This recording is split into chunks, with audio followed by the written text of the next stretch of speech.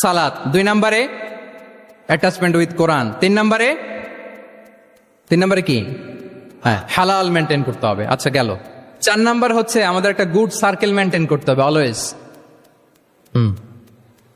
Engage with good circle, maintain a good circle. যত toxic people আছে এদেরকে ignore করবেন, দূরে থাকবেন। আপনাকেও ভালো করতে দিবে না, নিজেরাও ভালো থাকবেন, এরকম আছে না নাই? ভালো স্টাডি সার্কেল মেনটেন করব আমরা।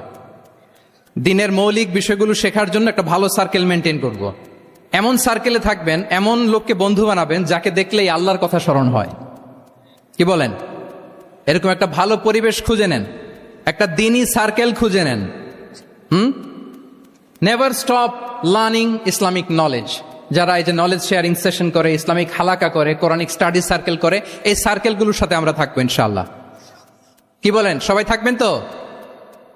তা না হলে মুসলিম আইডেন্টিটি আমরা প্রোটেক্ট করতে পারবো না। আচ্ছা, 5 নম্বরে হচ্ছে এঙ্গেজ উইথ গুড ওয়ার্ক। কল্যাণমূলক কাজের সাথে নিজেকে আমরা জড়িয়ে রাখবো। এই যে টাইমটা আপনার লাইফের সবচেয়ে ক্রিম টাইম আপনি পার করছেন, বেশিরভাগ শ্রোতাই তো এখানে তরুণ এবং যুবক, এই সময় আপনি আর পাবেন না, কখনো পাবেন না। এই টাইমটাকে যেন আমরা কাজে লাগাই।